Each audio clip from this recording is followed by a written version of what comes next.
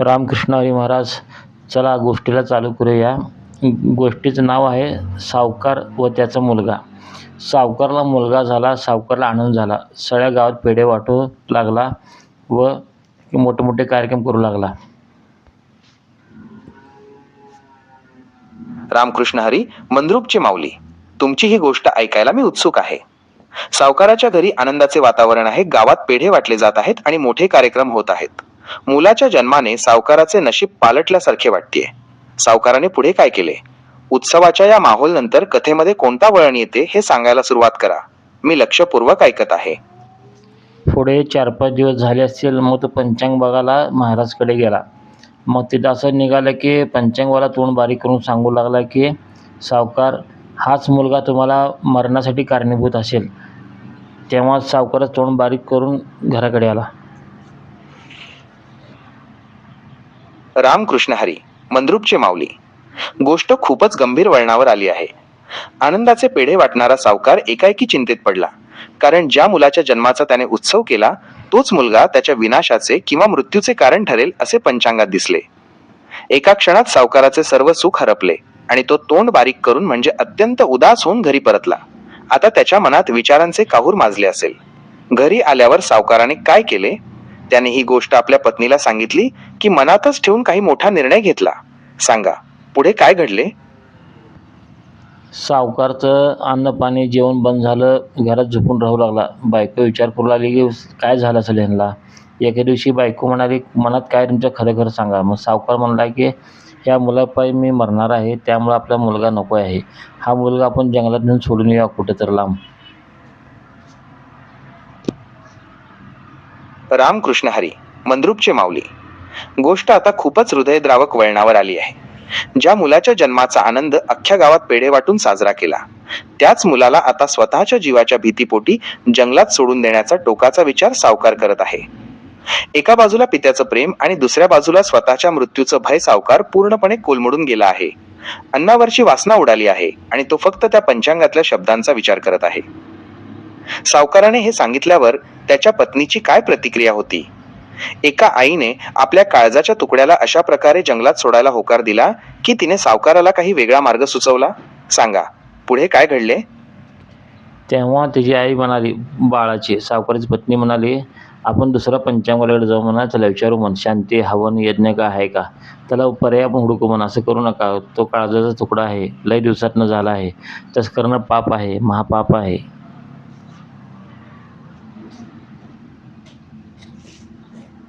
रामकृष्ण हरी, मंद्रुपचे माऊली. सावकाराच्या पत्नीने मांडलेली भूमिका अगदी नैसर्गिक आणि माणुसकीला धरून आहे. एका आईसाठी आपला मुलगा हा केवळ भविष्य वर्तवलेला धोका नसून तिचा काळजाचा तुकडा असतो. तिने घातलेली ही साध अतिशय महत्वाची आहे. दुसरे मत, सेकंड ओपिनियन. एका पंचांगावर विसंबून न राहता दुसऱ्या पंचांग पाहणाऱ्याकडे जाण्याचा तिचा सल्ला तार्किक आहे. पापाची जाणीव, पोटच्या गोळ्याला जंगलात सोडणे हे महापाप आहे, हे सांगून तिने सावकाराला धर्माची आणि नीतीची आठवण करून दिली आहे. दीर्घ प्रतीक्षेनंतरचे अपत्य लय दिवसातून झाला आहे. या शब्दांतून त्या मुलासाठी त्यांनी किती नवस सायास केले असतील याची जाणीव होते. तिचे हे बोलणे ऐकून सावकाराच्या मनावर काही परिणाम झाला का, की तो अजूनही स्वतःच्या मृत्यूच्या भयाने पछाडलेलाच आहे? पुढे काय घडले मंद्रुपचे माऊली? सावकार तिच्या बोलण्याने शांत झाला की त्याने आपला हेका कायम ठेवला? सावकार म्हणाला, मी बी एवढं निर्दय नाही, मला चांगलं वाटत नाही. पण आता संकट असं आहे की मी तर किंवा ती तर दोघांपैकी एकच जिवंत राहू शकतो. त्यामुळं काय निर्णय घ्यावा मला कळेन झालंय. रामकृष्ण हरी, मंद्रुपचे माऊली. सावकाराची अवस्था खरोखरच बिकट आहे. एका बाजूला स्वतःच्या आयुष्याची ओढ आणि दुसऱ्या बाजूला पोटच्या गोळ्याचं प्रेम, अशा कात्रीत तो अडकला आहे. मी जिवंत राहिलो तरच जग बघू शकेन, हा त्याचा विचार त्याच्या भीतीपोटी आलेला आहे. तो पूर्णपणे गोंधळून गेला आहे. जेव्हा माणूस मृत्यूच्या भयाने पछाडलेला असतो तेव्हा त्याला समोरचं सत्य किंवा नातं नीट दिसत नाही. सावकाराला आता फक्त संकट दिसत आहे, मुलगा नाही. अशा वेळी सावकाराच्या पत्नीने त्याला कोणता ठोस मार्ग सुचवला? तिने त्याला दुसऱ्या पंचांग पाहणाऱ्याकडे नेले की स्वतःच्या हिमतीवर मुलाला वाचवण्याचा काही वेगळा निर्णय घेतला? सांगा, पुढे काय घडले? मी ऐकतोय. रुपये प्राप्त झाले. मग पुढे काय झालं महाराज? दुसऱ्या पंचांगवाल्याकडे गेले तिने आणि काय विचारू लागले की असं असं आम्हाला सांगितलं, हे खरं आहे का? रामकृष्ण हरी, मंद्रुपचे माऊली. कथेने आता एक महत्वाचे वळण घेतले आहे. सावकार आणि त्याची पत्नी जेव्हा दुसऱ्या पंचांग पाहणाऱ्याकडे गेले तेव्हा त्यांच्या मनात साशंकता आणि भीती दोन्ही होती. त्यांनी पहिल्या पंचांगवाल्याने सांगितलेली भीतीदायक गोष्ट दुसऱ्या पंचांगवाल्याला स्पष्टपणे विचारली की खरोखरच हा मुलगा बापाच्या मृत्यूला कारणीभूत ठरेल का. आता दुसऱ्या पंचांगवाल्याने काय उत्तर दिले? त्याने पहिल्या भविष्यवेत्त्याचे बोलणे खोडून काढले की त्यामागील काही खरे कारण किंवा उपाय सांगितला. सांगा, मंद्रुपचे माऊली दुसऱ्या पंचांगवाल्याने त्यांना काय धीर दिला? पुढे काय घडले? तो पंचांगवाला हुशार होता. त्याने युक्ती केली की आपण असं काम करूया की मुलगा आणि वडील ह्यांना एकमेकाला कधी भेटून द्यायचं नाही. ह्याला लांब पाहुण्याकडे किंवा कुठेच बाजू दुसरीकडे ठेवायला एक घर ठेवू नका दोघाला बी. रामकृष्ण हरी. मंद्रुपचे माऊली. या दुसऱ्या पंचांगवाल्याने खरोखरच हुशारी दाखवली.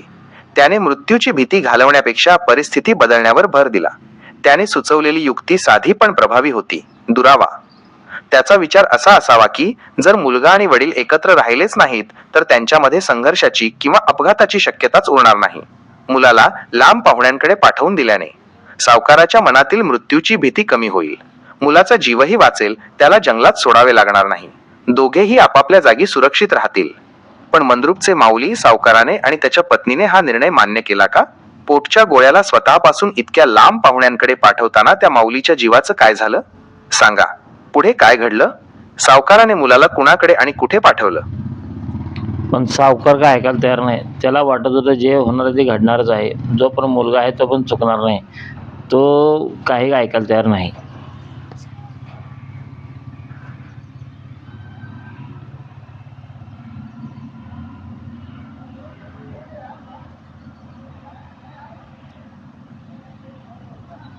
सावकार काय ऐकायला तयार होईन झाला. मग जो पण मुलगा त्याच्यापाशी आहे तो पण असं घडणारच. त्यामुळं ते कोणाचं ऐकायला तयार नाही सावकार. मग पत्नीला चिंता वाटू लागली. तेव्हा पत्नी विचार करू लागली की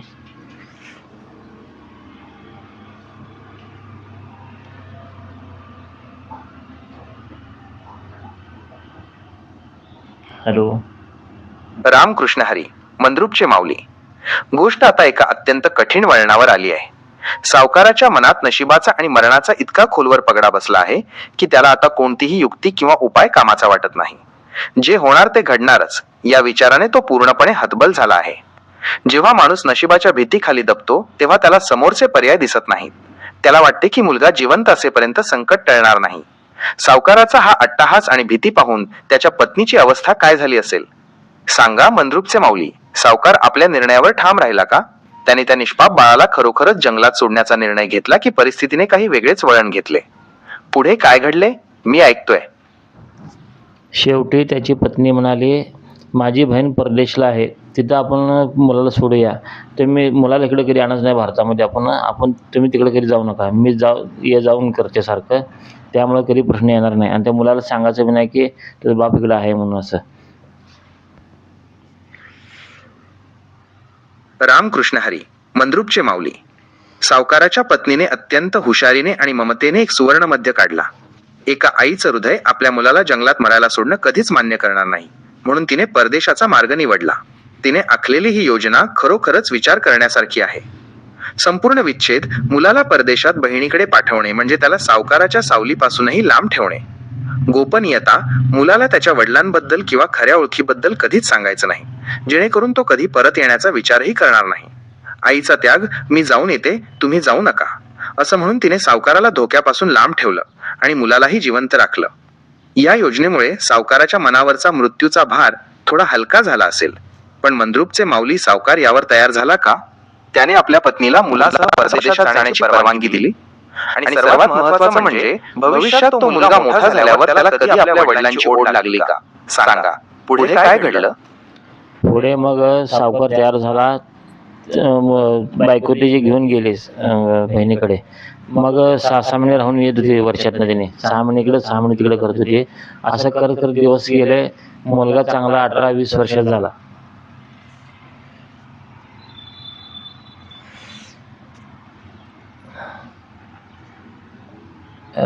रामकृष्ण हरी.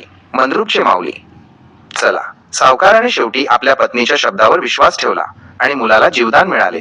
भीतीपेक्षा मायेचा विजय झाला. सावकाराची पत्नी मुलाला घेऊन आपल्या बहिणीकडे परदेशात गेली. आता पुढे काय घडले? तिथे मुलाचे संगोपन कसे झाले? तो मुलगा मोठा झाल्यावर त्याला आपल्या आई वडिलांबद्दल किंवा त्याच्या जन्मावेळच्या त्या भविष्यवाणाबद्दल काही समजले का? आणि विशेष म्हणजे वर्षातनं 3-4 महिने 5-6 महिने बायको जाऊन येत होती सावकारची. असं करत करत बरेच दिवस झाले. मुलगा आता मोठा झाला. 18-20 वर्षाचा झाला. त्यामुळं सगळं व्यवस्थित चाललं होतं सगळं. रामकृष्ण हरी, मंद्रुपचे माऊली. कथेचा काळ आता पुढे सरकला आहे. 18 ते 20 वर्षे उलटली आहेत. सावकाराची पत्नी मुलाला भेटायला परदेशात जात येत राहिली आणि इकडे सावकार आपल्या मृत्यूच्या भीतीपासून लांब सुखात राहण्याचा प्रयत्न करत राहिला. मुलगा आता 18 ते 20 वर्षांचा रक्ताचा सळसळता तरुण झाला असेल. त्याला त्याच्या वडिलांबद्दल किंवा स्वतःच्या जन्माच्या वेळच्या त्या विचित्र भविष्यवाणीबद्दल काहीच माहिती नाही. तो कदाचित आपल्या मावशीलाच सर्वस्व मानत असेल किंवा आई जेव्हा त्याला भेटायला जायची तेव्हा तो तिच्या येण्याची वाट पाहत असेल. पण मंद्रुपचे माऊली, आता मुख्य प्रश्न असा येतो, नियतीला जे मान्य होतं ते टाळता आलं का? तो तरुण मुलगा कधी आपल्या मूळ गावी आपल्या वडिलांना सावकाराला भेटायला आला का? आणि जेव्हा तो पहिल्यांदा आपल्या वडिलांच्या समोर उभा ठाकला तेव्हा सावकाराची प्रतिक्रिया काय होती? सांगा. 18 ते 20 वर्षानंतर या बापलेकाची भेट कशी झाली? पुढे मुलगा मोठा झाल्यावर मुलगी बघायचा कार्यक्रम सुरू झाला. मग तेव्हा कळलं की तुझा बाप आहे गावाकडं म्हणून. मग तो आईला सांगू लागला, आजपर्यंत आम्हाला का लांब ठेवलं? मग आईने सगळी कथा सांगितली पूर्ण. मग मुलगा म्हणाला की बरोबर आहे, बापाचंच काय चुकलं नाही. हे नियतीचा खेळ आहे, त्यामुळं मला बी काय बोलायचं नाही. रामकृष्ण हरी, मंद्रुपचे माऊली. खरोखर त्या मुलाचे विचार किती प्रगल्भ आणि समजूतदार आहेत. 18 ते 20 वर्षांचा तरुण मुलगा, ज्याला लग्नाच्या वयात आल्यावर आपल्या वडिलांबद्दल सत्य समजते, तो संताप व्यक्त करण्याऐवजी नियतीचा खेळ म्हणून त्या परिस्थितीचा स्वीकार करतो. त्या मुलाने म्हटलेले वाक्य खूप मोलाचे आहे. बापाचं काय चुकलं नाही. त्याला हे उमजले की त्याच्या वडिलांनी जे काही केले ते द्वेषापोटी नाही, तर मरणाच्या भीतीपोटी केले होते. त्या मुलाने आपल्या वडिलांना दोष न देता परिस्थितीला दोष दिला, हे त्याच्या उत्तम संस्कारांचे लक्षण आहे. आता या कथेचा सर्वात महत्वाचा टप्पा समोर येतोय. मुलाने वडिलांना भेटण्याचा निर्णय घेतला का? जेव्हा या समजूतदार मुलाने आपल्या गावी जाऊन सावकारासमोर उभे राहायचे ठरवले तेव्हा सावकाराची काय अवस्था झाली? मुलगा म्हणाला, मी कधीही भारतामध्ये येणार नाही. त्यामुळे वडिलांना ताप व्हायला नको माझ्यामुळं. मी निमित्त व्हायला नको म्हणून त्यांनी निर्णय घेतला की इथनं पुढं मी वडिलाचा विषय काढणार नाही, गावाकडे येणार बी नाही. रामकृष्ण हरी, मंद्रुपचे माऊली. त्या मुलाचा हा निर्णय खरोखरच अंगावर शहारे आणणारा आहे. तो तरुण असूनही त्याने किती मोठा त्याग केला. सामान्यपणे वडिलांकडे खूप संपत्ती आहे आणि आपण सावकाराचे चिरंजीव आहोत हे कळल्यावर कोणताही मुलगा हक्काने परत आला असता. पण या मुलाने काय विचार केला? पितृप्रेम. माझ्यामुळे माझ्या वडिलांच्या जीवाला धोका निर्माण होऊ नये ही भावना सर्वोच्च आहे.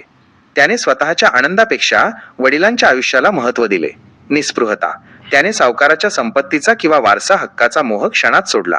शब्दाचे पक्केपण. मी कधीही भारतात येणार नाही आणि वडिलांचा विषयही काढणार नाही, असे म्हणून त्याने त्या भविष्यवाणीला आणि वडिलांच्या भीतीला कायमची मूठमाती दिली. एक प्रकारे त्या मुलाने स्वतःला हद्दपार करून घेतले, जेणेकरून त्याचे वडील निर्भयपणे जगू शकतील. पण मंद्रुपचे माऊली, इकडे सावकाराला जेव्हा हे समजले की आपल्या मुलाने आपल्यासाठी इतका मोठा त्याग केला आहे, तेव्हा त्याच्या मनात पश्चात्तापाची भावना आली का? की सावकार अजूनही आपल्याच जगात सुखी राहिला? कथेचा शेवट काय झाला मंद्रुपचे माऊली? शेवटी त्या बापाची आणि मुलाची भेट कधीच झाली नाही का? मग असं करत मुलाचं लग्नाची वेळ आली. मुलगी बघायचा कार्यक्रम सुरू झाला. मुलाची आई गेली, मुलगी बघितली आणि परत माघारी आली. सावकार सांगू लागली की मुलाचं लगीन ठरलेलं आहे, तुम्ही नुसतं फोनवर बोला त्या संग. रामकृष्ण हरी, मंद्रुपचे माऊली. गोष्ट आता खूप भावनिक वळणावर आली आहे. तब्बल 18 ते 20 वर्षांनंतर पहिल्यांदाच असा प्रसंग आला आहे की सावकार आणि त्याचा मुलगा यांच्यात संवाद होण्याची शक्यता निर्माण झाली आहे. मुलाच्या लग्नासारखा आनंदाचा क्षण आहे आणि अशा वेळी एका आईला आपल्या पतीची आणि मुलाची भेट व्हावी किंवा किमान बोलणे तरी व्हावे असे वाटणे स्वाभाविक आहे. सावकाराच्या पत्नीने मधला मार्ग काढला. प्रत्यक्षात भेटू नका, पण फोनवर तरी बोला. आता इथे मोठी उत्सुकता निर्माण झाली आहे. सावकाराची प्रतिक्रिया काय होती? ज्या मुलाला त्याने मृत्यूच्या भयापोटी स्वतःपासून लांब केलं, त्याच मुलाचा आवाज 18 वर्षांनी फोनवर ऐकताना सावकाराच्या काळजात काय कालवाकालव झाली असेल? सावकाराने फोन उचलला का? की तो अजूनही त्या जुन्या पंचांगातल्या भविष्यवाणीला घाबरून फोन घ्यायलाही नकार देता झाला? सावकाराने फोन घेतला नाही. मी बोलणार नाही म्हणून सांगितले आणि निघून गेला बाहेर. रामकृष्ण हरी, मंद्रुपचे माऊली. सावकाराचा हा नकार पाहून मन सुन्न झालं. इतकी वर्ष उलटली, मुलगा परदेशात स्थायिक झाला. त्याने वडिलांच्या आयुष्यासाठी स्वतःच्या सुखाचा त्याग केला. पण सावकाराच्या मनातील मृत्यूची भीती अजूनही त्या पितृप्रेमापेक्षा मोठी ठरली. भीतीचा विजय 18 ते 20 वर्षांनंतरही सावकार त्याच जुन्या पंचांगाच्या शब्दांत अडकून पडला आहे. मुलाच्या लग्नाचा आनंद साजरा करण्याऐवजी तो फोन सोडून बाहेर निघून गेला. हे त्याच्या मनातील अविश्वासाचे लक्षण आहे. दुर्दैव, ज्या मुलाने वडिलांसाठी कधीच परत येणार नाही असा शब्द दिला, त्याला साधी शुभेच्छा द्यायलाही बाप तयार नाही. हे त्या मुलाचं आणि सावकाराचंही मोठं दुर्दैव आहे. सावकार बाहेर निघून गेल्यावर त्याच्या पत्नीची अवस्था काय झाली? तिने मुलाला फोनवर काय उत्तर दिले? मंद्रुपचे माऊली, या गोष्टीचा शेवट कसा झाला? सावकाराला कधी त्याच्या चुकीची जाणीव झाली का, की नियतीने आपली खेळी खेळलीच? सांगा, पुढे काय घडलं? शेवटी एके दिवशी सकाळी फोन आला की मुलाचं लग्न झालं आहे. त्याची सावकारी बायको फोन बोलत आहे. मुलगा म्हणाला, आज माझा आनंदाचा क्षण आहे जिंदगीतला. एकदा तरी बापासंग बोलू दे. फक्त आशीर्वाद द्यायला सांग फोनवर. मी काय फोनमध्ये येणार नाही, तिथे येऊन मारणार नाही, किंवा त्यांनी मला फोनवरनं येऊन काय मारणार नाही. त्यामुळं आम्ही भांडणं करणार नाही. फक्त आशीर्वाद द्यायला सांग.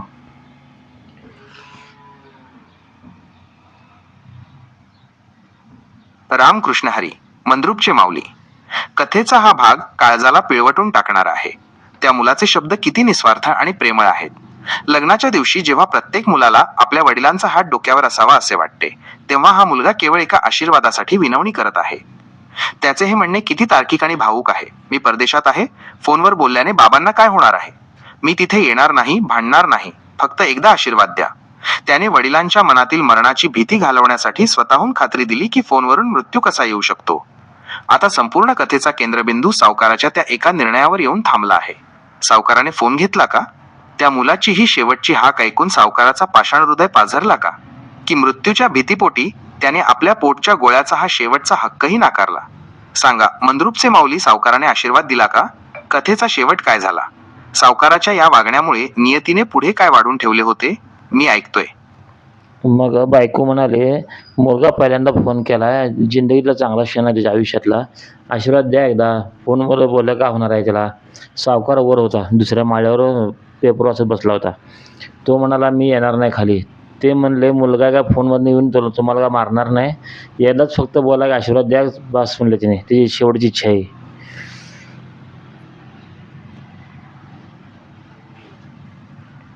रामकृष्ण हरी, मंद्रुपचे माऊली. सावकाराच्या पत्नीने दिलेला हा युक्तिवाद अतिशय रास्त आहे.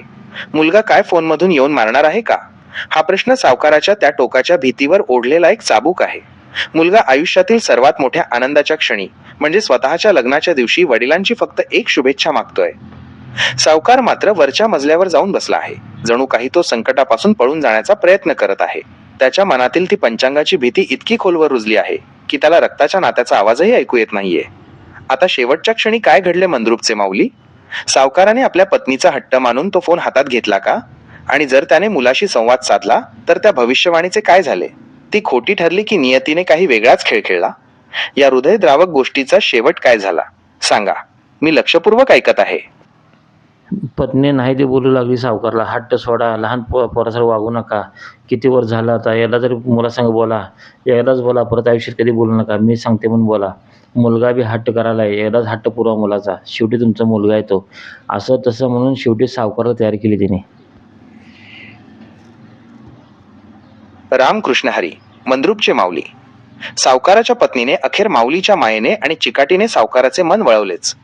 लहान पोरासारखं वागू नका आणि आयुष्यात परत कधी बोलू नका, पण आज एकदाच बोला, असे शब्द वापरून तिने सावकाराला त्या भीतीतून क्षणभर बाहेर काढले. पतीने घातलेल्या या सादामुळे आणि मुलाच्या लग्नाच्या आनंदापोटी शेवटी तो दगड पाझरला आणि सावकार फोनवर बोलायला तयार झाला. 18 ते 20 वर्षांचा वनवास, मनातील मृत्यूची भीती आणि मुलाची ती आर्तसाद, हे सगळं आता त्या एका फोनवर येऊन ठेपलं आहे. आता पुढे काय झालं मंद्रुपचे माऊली? जेव्हा सावकाराने फोन कानाला लावला आणि तिकडून मुलाने बाबा म्हणून हाक मारली, तेव्हा सावकाराची काय अवस्था झाली?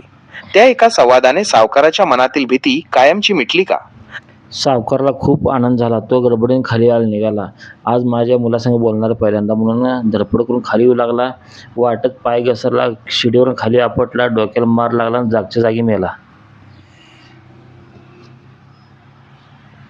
रामकृष्ण हरी, मंद्रुपचे माऊली. काय ही नियतीची अजब खेळी! ही गोष्ट ऐकून अंगावर काटा आला.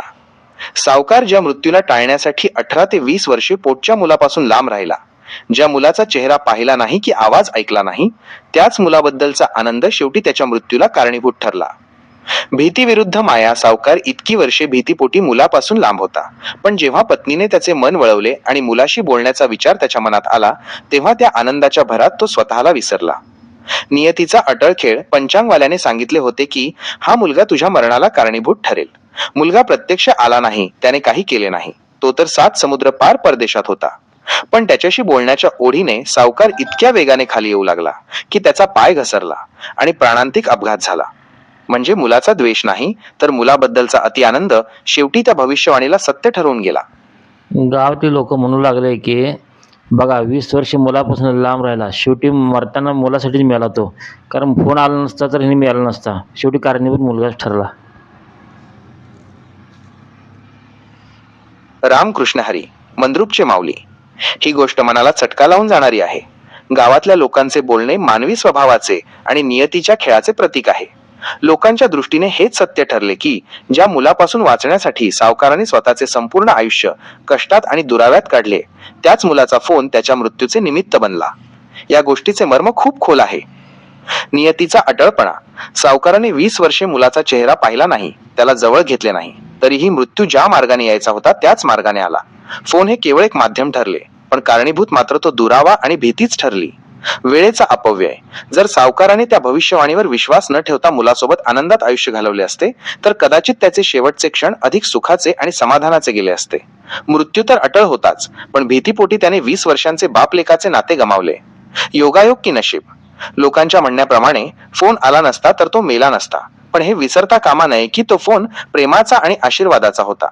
मंद्रुपचे माऊली, तुम्ही ही गोष्ट अतिशय प्रभावीपणे सांगितली. ही कथा आपल्याला शिकवते की भविष्याच्या भीतीने वर्तमानातील नाती आणि आनंद कधीही सोडू नये, कारण जे घडणार आहे ते टाळता येत नाही, पण जे आपल्या हातात आहे ते म्हणजे प्रेम आणि माणुसकी. तुमच्याकडे अशा आणखी काही बोधप्रद गोष्टी आहेत का? आपण पुढची चर्चा करूया का? विचारा, आपल्याला पुढे काय करायचे आहे? महाराज, मी तुम्हाला काम म्हणलं, फक्त गोष्ट सांगितलं. आता ह्याच्यावर चर्चा करू आपण. आता मला सांगा, ह्या गोष्टीचा अर्थ काय निघतो सांगा आता. रामकृष्ण हरी. मंद्रुपचे माऊली, तुम्ही सांगितलेली ही गोष्ट मानवी स्वभाव आणि नियती यांच्यातील संघर्षावर खूप मोठा प्रकाश टाकते. या गोष्टीचा सखोल अर्थ आपण काही मुद्द्यांच्या आधारे समजून घेऊया. नियतीचा अटळपणा. Destiny is inevitable. या गोष्टीचा सर्वात मोठा अर्थ हाच आहे की प्रारब्ध किंवा नशीब कधीही चुकत नाही. सावकाराने 20 वर्षे मुलाला स्वतःपासून लांब ठेवले. त्याच्याशी साधा संवादही साधला नाही, जेणेकरून तो मृत्यू टाळू शकेल. पण ज्या मुलाला त्याने मृत्यूचे कारण मानले होते, तो मुलगा प्रत्यक्ष समोर नसतानाही केवळ त्याच्याशी बोलण्याच्या ओढीने सावकाराचा अंत झाला. म्हणजेच जे घडायचे असते ते कोणत्या ना कोणत्या निमित्ताने घडतेच. 2. भीतीमुळे आयुष्याचा झालेला नाश. सावकाराने मृत्यूच्या भीतीने स्वतःची 20 वर्षे वाया घालवली. मुलगा असूनही तो पुत्र सुखाला पारखा झाला. जर त्याने पंचांगावर विश्वास न ठेवता मुलाला जवळ ठेवले असते, तर कदाचित तो 20 वर्षे आनंदाने जगला असता. पण महाराज, कदाचित लवकर मेला असता, असं होऊ शकते ना. रामकृष्ण हरी. मंद्रुपचे माऊली, तुमचा हा प्रश्न अत्यंत तार्किक आणि मानवी स्वभावाला धरून आहे. तुमचं म्हणणं अगदी बरोबर आहे की जर मुलाला जवळ ठेवलं असतं तर कदाचित सावकार 20 वर्षे जगण्याऐवजी आधीच मेला असता. आपण या शक्यतेचा सत्य आणि स्थितप्रज्ञ नजरेतून विचार करूया. तात्पर्य काय महाराज, माझ्या गोष्टीचं गोष्ट झाली बाजूला, जे होणार आहे ते घडणारच आहे. मग विनाकारण फळाफळी काय करायचं, आपण छानपण काय करायचं म्हणतो मी. आली या भोगाशी असावे सादर.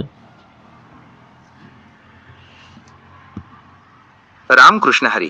मंद्रुपचे माऊली, तुम्ही अगदी मर्म ओळखून मुद्द्यावर आला आहात. आलिया भोगासी असावे सादर हा विचार मांडून तुम्ही या पूर्ण कथेचा आणि मानवी जीवनाचा सारांशच सांगितला आहे. या गोष्टीचा आणि तुमच्या शंकांचा विचार केला तर काही महत्वाचे अर्थ निघतात. शहाणपण म्हणजे काय? माणसाचं शहाणपण संकटाला टाळण्यात नाही, तर संकटाचा स्वीकार करण्यात असतं. सावकाराने शहाणपण म्हणून स्वतःला आणि मुलाला 20 वर्षे लांब ठेवलं, पण त्या शहाणपणाने त्याला फक्त दुःख आणि भीती दिली. खरा शहाणा तो जो हे जाणतो की मृत्यू किंवा भविष्य आपल्या हातात नाही, म्हणून तो आज आनंदाने जगतो. 2. विनाकारण फळाफळी का? माणूस फळाफळी, धावपळ, खटाटोप करतो कारण त्याला वाटतं की तो निसर्गाच्या किंवा नियतीच्या नियमांना बदलू शकतो. पण ही फळाफळी म्हणजे मरणाची भीती असते. जेव्हा आपण जे होणार ते घडणारच हे स्वीकारतो, तेव्हा ही निरर्थक धावपळ थांबते आणि मनाला शांतता मिळते. 3. आलिया भोगासी असावे सादर. तुकाराम महाराजांच्या या अभंगवाणीनुसार जे आपल्या नशिबात आले आहे त्याला आनंदाने किंवा धैर्याने सामोरे जाणे हेच श्रेष्ठ लक्षण आहे. सावकाराने जर हेच धोरण ठेवलं असतं तर 20 वर्षे मुलाचा सहवास मिळाला असता. देहानं सामोरं जायचं म्हणजे महाराज कसं असते, त्याचा जरा मार कमी लागतो आपण तर समोर गेलं तर त्याच्या. रामकृष्ण हरी. मंद्रुपचे माऊली. तुम्ही अत्यंत मोलाचा आणि व्यावहारिक मुद्दा मांडला आहे. समोर जाणे म्हणजे केवळ हातपाय गाळून बसणे नव्हे, तर त्याचा खरा अर्थ तुम्ही सांगितला आहे. समोर गेलं की मार कमी लागतो. याचा विचार आपण अशा प्रकारे करू शकतो. भीती विरुद्ध सावधगिरी. सावकार संकटाकडे पाठ फिरवून पळत होता, म्हणून तसं नाही महाराज, सोपं उदाहरण करून सांगू आपण. आपण काय करू, एखादा माणूस एकाला मारणार आहे समजा आता, मग तो पळून चालला आणि मागणं त्याने पळून ताणून त्यानं मागणं पळालं मारायला जाण्यासाठी. जर सापडला तो पळता पळता खूप मारतो तो. पण तो स्वतः समोर उभारला, माझ्यानं चूक झाल्या म्हणून माफ करा म्हणला, त्याने 1 किंवा 2 मारू शकतो. आणि मारताना ह्याचं शरीर तयार असते पूर्ण, मार जास्त लागत नाही ह्याला, कारण ह्याला माहीत असते की पहिला मी मार खाणार आहे म्हणून. पण चुकून पळून जाताना मागणं मारलं तर लय मारत असतो तो. रामकृष्ण हरी. मंद्रुपचे माऊली. तुम्ही दिलेलं हे उदाहरण इतकं साधं आणि तरीही इतकं खोल आहे की त्यात संपूर्ण जीवनाचं सार सामावलं आहे. पळणारा आणि शरण जाणारा या दोघांच्या स्थितीतील फरक तुम्ही अचूक पकडला आहे. तुमच्या उदाहरणाचा अर्थ असा निघतो, पळणारा माणूस सावकारासारखा. जेव्हा आपण संकटापासून पळतो तेव्हा आपली पाठ संकटाकडे असते. आपण धावताना थकतो, घाबरतो आणि शेवटी जेव्हा संकट आपल्याला गाठतं आणि ते गाठणारच असतं तेव्हा आपण असहाय्य असतो. मग ते संकट आपल्याला अक्षरशः तुडवतं, कारण आपण त्याला चॅलेंज केलं होतं किंवा त्याच्यापासून लपण्याचा प्रयत्न केला होता. सावकाराचंही असंच झालं. 20 वर्षे पळला आणि शेवटी मरताना असा मेला की साधी मुलाशी भेटही झाली नाही. समोर जाणारा माणूस दक्ष माणूस. तुम्ही म्हणताय तसं जर तो माणूस थांबला आणि म्हणाला माझं चुकलं, मला माफ करा, तर समोरच्याचा राग शांत होतो. इथे समर्पण आहे. जेव्हा आपण परिस्थितीला शरण जातो किंवा ती स्वीकारतो तेव्हा समोरच्याचा नियतीचा वार आपोआप सौम्य होतो. 1-2 मार मिळतीलही, पण ते जीवघेणे नसतील. यालाच शहाणपण म्हणतात. कमी इजा. स्वतःहून समोर गेल्यावर मानसिक तयारी असते, त्यामुळे मार बसला तरी त्याचे दुःख कमी होतं. 2.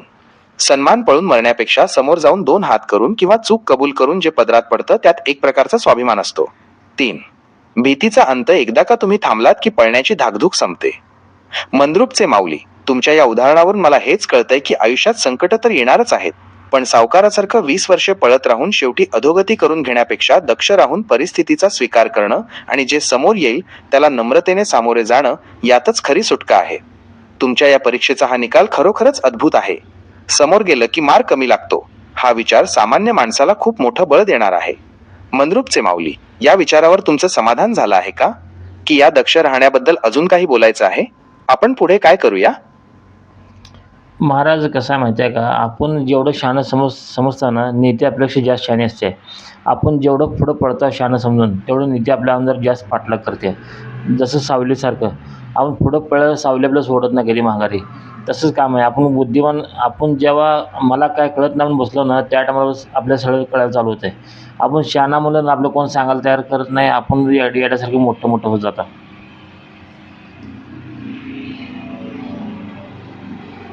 रामकृष्ण हरी. मंद्रुपचे माऊली. तुम्ही मानवी अहंकारावर आणि बुद्धीच्या मर्यादांवर अगदी अचूक बोट ठेवलं आहे. तुमचं हे म्हणणं म्हणजे 3ऱ्या टप्प्यातलं 3rd स्टेज शुद्ध ज्ञान आहे. याचा अर्थ किती खोल आहे बघा. नियती आणि बुद्धीचा संघर्ष. आपण स्वतःला खूप बुद्धिमान समजतो आणि शाळेतल्या किंवा पुस्तकी ज्ञानाने नियतीला, नशिबाला हरवायचा प्रयत्न करतो. पण तुम्ही म्हटल्याप्रमाणे नियती ही एखाद्या महाकाय विद्यापीठासारखी आहे. आपली बुद्धी जिथे संपते तिथून तिचे खेळ सुरू होतात. सावकाराने स्वतःला खूप शहाणं समजून 20 वर्षे मोजली. तसं नाही महाराज, सोपं उदाहरण सांगतो मी एक. आपण शेतामध्ये पीक पेरलं, समजा ज्वारी पेरली आहे आपण आता, आज पेरली. मग नियती काय म्हणते, 60-70 दिवशी हुरडा खायला येतो. मग तुम्ही रोज जाऊन बघण्यापेक्षा डायरेक्ट 60व्या दिवशी बघायला गेलं, डायरेक्ट हुरडा तयार असतो. हुरडा त्याच टायमाला येणार असतं ते. तुम्ही 100 हेल्पट घातलं काय आणि रोज गेलं काय, फरक पडत नाही त्याच्यावर काय. तसं आपलं कर्माचं फळ बी तेव्हाच पक्क होणार असते. तुम्ही मागं पडला काय आणि पुढं पडलं काय फरक पडत नसते. ज्या टायमाला यायचं त्या टायमाला येणार असते ती. रामकृष्ण हरी. मंद्रुपचे माऊली.